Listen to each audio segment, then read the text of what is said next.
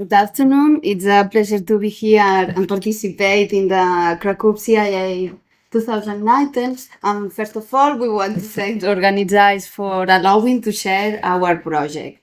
Well, we are Ada Cortés and Pau de Soto, and today we want to present a part of a study framed within a Marie Curie project. This project, which is financed by the European Commission, is called Tetrastylon, and the project wants to create the scientific basis for identification and definition of a specific and particular type of Roman house.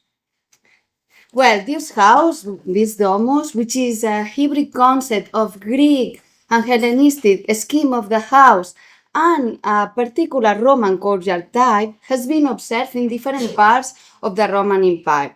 However, Tetrastylon is focused in the area of the ancient Magna Grecia and Sicily in the last centuries of the Republican time, when the Greek colonies, or big part of the Greek colonies of this area, became a Roman city or were into a Roman focus.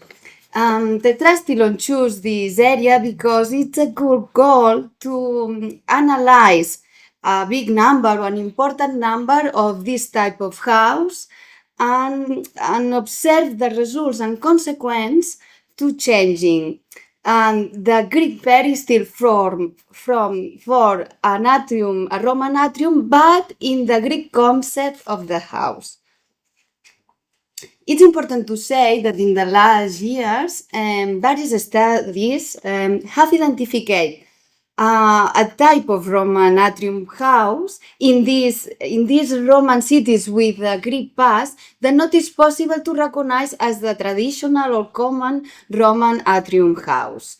In fact, part of these studies define this courtyard type, this atrium, as a reduced peristyle because the household scheme of the house is a Greek concept.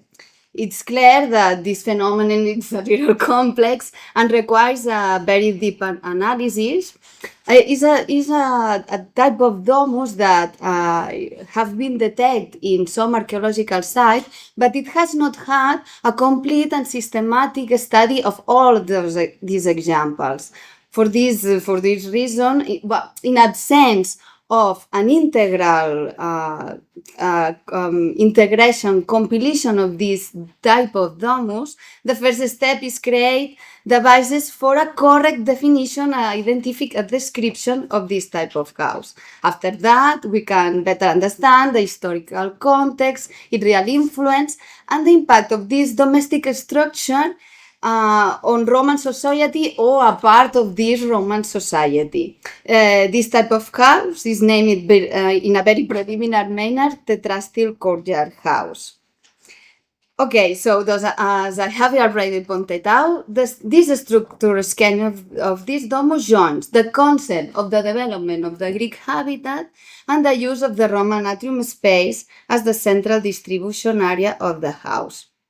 Nevertheless, we are perfectly aware of the difficulty of generalizing over a particular structure of the household structure. But after several studies in the wall of the domestic architecture, in the older parts of the Mediterranean, the historiography has been observed a possible trend of the Greek house structure in the Hellenistic era, and also a trend of the Roman atrium house since more or less 3rd century before Christ. So we could say that the peristyle house or courtyard house in the Hellenistic world trends to a very centripetal plane or structure of the house. For example, as you can see in this first image, is the house of the colony in Delos. This house has a very centripetal distribution of the rooms around this peristyle. However, the most famous structure of the Roman atrium house is more axial and more symmetrical, as you can see in this example of the house of Chirurgo in Pompeii. Okay, the outcome is a very particular type of hybrid house, and the Tetrastyle courtyard house has a very centripetal distribution of the house, but with an atrium as a discovered place of the house. So the deep knowledge of the different types of the ancient houses will allow to appreciate the cultural interchanges, in this case Greek and Roman, of this specific type of house. But first of all, this project is a Roman architectural project, and is that analyze all the features from archaeological perspectives. It is a constructive, material, and decorative study that analyze the constructive techniques, the planimetria, the aesthetic phases, etc., materials, domestic materials, walls, decoration. But this project wants to have the most possible interdisciplinary approach. For the reason we were here today, and because after analyzing the walls of these houses, we want to analyze the space that these walls create. As a domestic architecture specialist, I want to use the space syntax as a complementary tool for better understanding of the indoors operation and the relationship with outside. It's true that with the traditional architecture tools, we can see a part of this circulation of the indoor, but with the space syntax, we can elaborate more information, create control values, create axial maps, etc., that help to ask more questions of the social necessity and social patterns, and see some difference between the Tetrastyle courtyard house and this more classical or traditional Roman atrium house. Well, okay.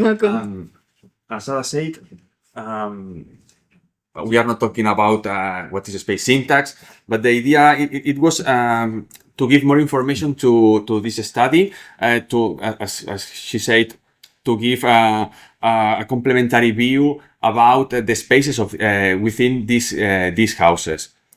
The idea, I want to remark also that this is an interdisciplinary approach. We work a lot in all of these in the plans that you will see later. We don't just use published plans, but we also went to the field. We made a new planimetry. We work with photogrammetry. We analyze every single wall to analyze all of the entrances and all of the doors of all of these buildings. So the idea is to make something more complete that only work with the plans. Today we are going to explain only 4 different cases because we studied more houses, but the idea today was to show just a little bit, a little example about what we are doing. One house is from Paestum. This house is from the 2nd and 1st century before Christ. It has a Tetrastyle atrium, and so all of these Tetrastyle courtyard houses, it has is not an axial distribution, and it is not symmetry. We also analyzed some houses of Belgia, but in this case we are going to show you one particular house from the Republican era with a Tuscan atrium. We also analyzed for this presentation one interesting case, because this is from Heraclea de Lucania. The interesting case of this house is that in the 3rd century before Christ, it was a Greek peristyle house. But during the 2nd century before Christ, the owners of this house rebuilt or remodeled this planimetry of this house, building an atrium where before it was the peristyle, and also doing some different reorganization of the rooms surrounding this atrium.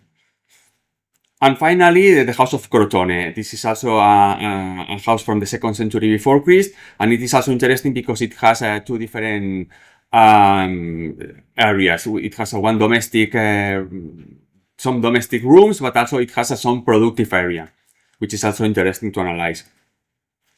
With that, we begin to analyze some structural calculations to analyze the role of each of these rules of these rooms within the relationship or the structure of the house. In one side, we analyze the control value, which means more or less the ability of the ability of each room to communicate with other rooms. And the real relative asymmetry, which is one value that allows us to analyze the integration of each room within all of the structure of the house. We have these different four house plans. What we did was to identify all of the spaces of these houses. We related them with the other spaces depending on the connection. If it exists a connection, obviously we connect the dots, but if not. And then what we get was this kind of structures. Analyzing the control value or the control values and the real asymmetry of the chords or the Tetrastylon chords, which are pointed in blue. What we get was not nothing new. It was what we expected. Obviously, a central chord which is organizing a house, obviously it will has the highest control value of all of the rooms of the house, and at the same time, these spaces, as they are connecting and organizing all of the house, where are the places more integrated within all of this structure. Then what we do was to compare these calculations, to compare these results with other types of house. Obviously, ones were from the Greek peristyle houses, and then with Roman atrium houses. It's interesting to point that to analyze the Greek peristyle houses, we use examples from different areas, one from Greece, and also one from our area of study, because it was interesting to analyze this in our own context. And with the Roman atrium houses, it was something similar. We took one canonical identified atrium house from Pompeii, but also we took one from Paestum, which is also in our area of study. We did the same, and then what we get was the results, the same as the structures. And what we get was again something that we expected. It was something very similar with the other cases. In that case, these big big open courts in this kind of Mediterranean houses always have the most highest values and has the most integration of all of these rooms. So for that reason, until now, we don't get any strong differentiation between our typology and the Greek and Roman type of houses. Then we are beginning, it is only a very preliminary approach about what happened with the visibility relationship between the entrance of the house and the main room of the house, of those houses. The idea was to analyze some social aspects that relate with the organization of the house, depending of the situation of the different rooms and the main entrance of the house. As you can see here, what we have is that there is a very few visibility between those spaces, because they are always located in a different point of in a different orientation. It happened in all of them. All of them, when people or users enter it in those houses, they don't get a quick and easy view of the main room, or where the main patron of the house where should be located. We did the same with the Greek and Roman houses.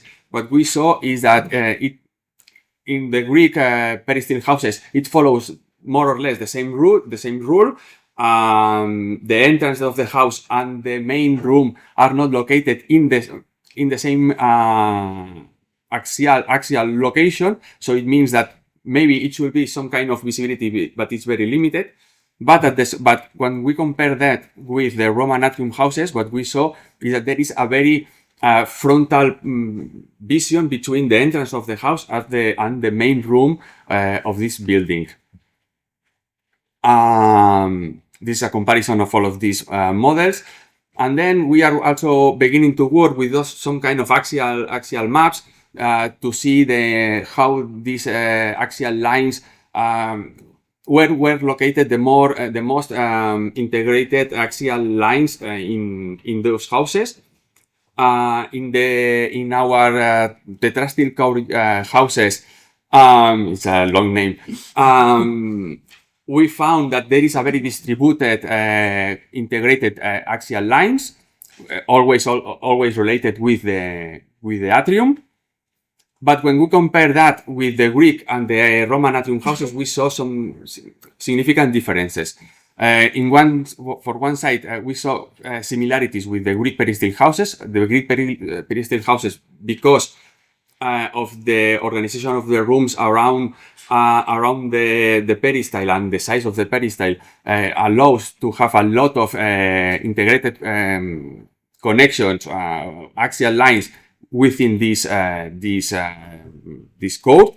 But when we analyze, or when we see the Roman atrium houses, we see a different pattern in which is more promoted is the strong connection between the entrance of the house and the end of the house, or at least to go from the entrance of the house to the main room of the owner of the house.